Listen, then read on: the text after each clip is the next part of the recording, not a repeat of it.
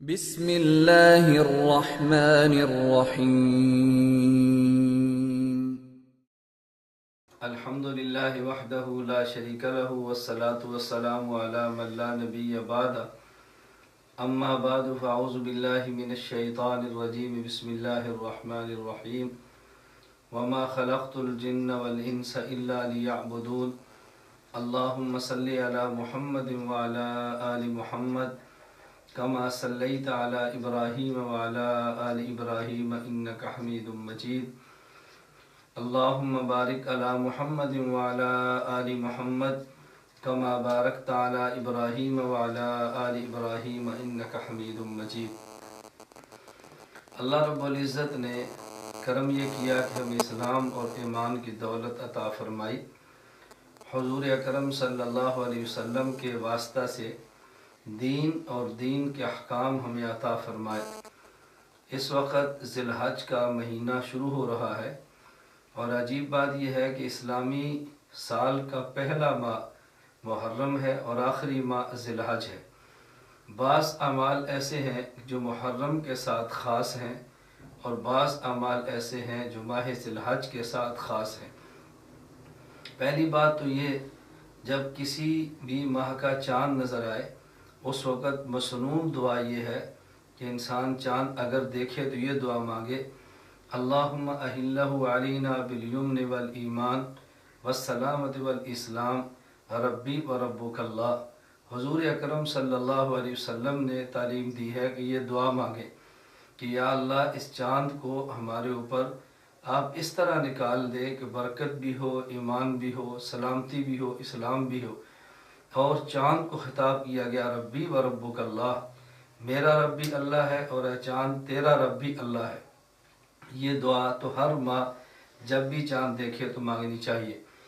ذی الحج کا جب چاند نظر آئے، وہ شخص جو صاحب نصاب ہو اس نے قربانی چونکہ کرنی ہے، لہذا ایسے شخص کو چاہیے کہ وہ بال اب ذی الحج کا چاند نظر آنے کے بعد نہ کتروائے، اپنے ناخن نہ تراشے، زیر راف جو بال ہیں ان کو صاف نہ کرے۔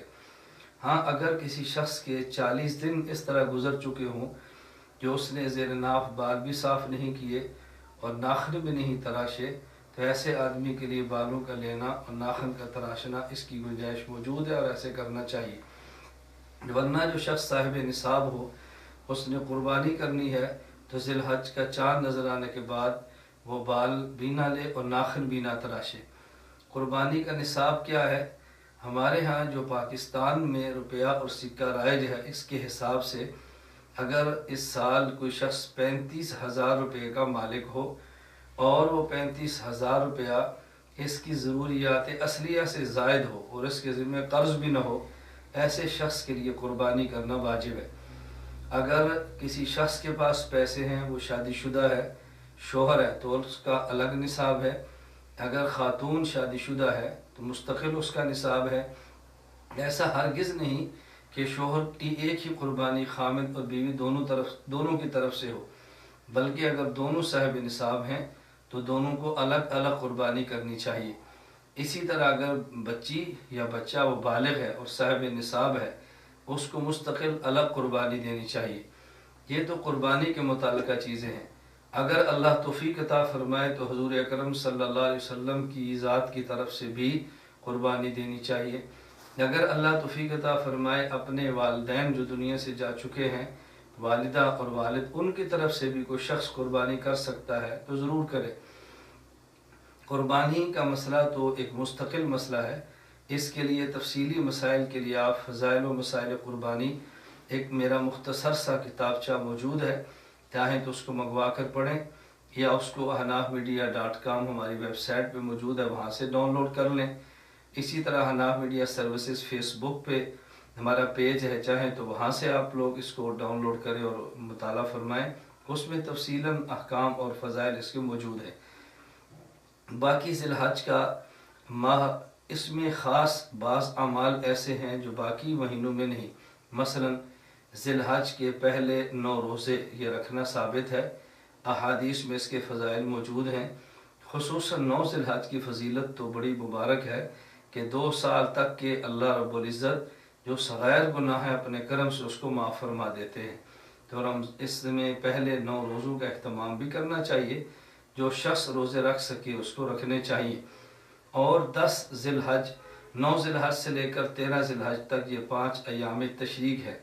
ہر فرض نماز کے بعد مرد اور عورت دونوں تکبیرات تشریق پڑھیں، اور یہ ایک مرتبہ تکبیرات تشریق کو پڑھنا واجب ہے۔ مرد ہو تو اونچی آواز سے، خاتون ہو تو آہستہ۔ مرد اگر باجماعت نماز پڑھے تب بھی جہر کے ساتھ پڑھے، اور اگر الگ نماز اکیلا بھی پڑھے، کسی وجہ سے جماعت کے ساتھ شریک نہ ہو سکے، جماعت اس سے رہ گئی ہو، اکیلا نماز پڑھے تب بھی تکبیرات تشریق جہرن پڑھے۔ اللہ اکبر، اللہ اکبر، لا الہ الا اللہ، واللہ اکبر، اللہ اکبر، وللہ الحمد۔ مسلمان کو چاہیے تکبیرات تشریق کا بھی اہتمام کرے، قربانی کا بھی اہتمام کرے، اور قربانی کے اہتمام کے ساتھ عید کا بھی اہتمام کرے۔ مسلمان کے لیے عید کے موقع پر اچھے لباس کا اہتمام کرنا، اور خوشبو کا اہتمام کرنا، غسل کا اہتمام کرنا، وقت پر عیدگاہ میں جانا اور نماز پڑھنا، بحیثیت مسلمان اس کا ہم سب کو بہت زیادہ اہتمام کرنا چاہیے۔ اللہ رب العزت ہم سب کو حضور اکرم صلی اللہ علیہ وسلم کی مبارک سنت کے مطابق اپنی زندگی گزارنے کی توفیق عطا فرمائے۔ وآخر دعوانا ان الحمد للہ رب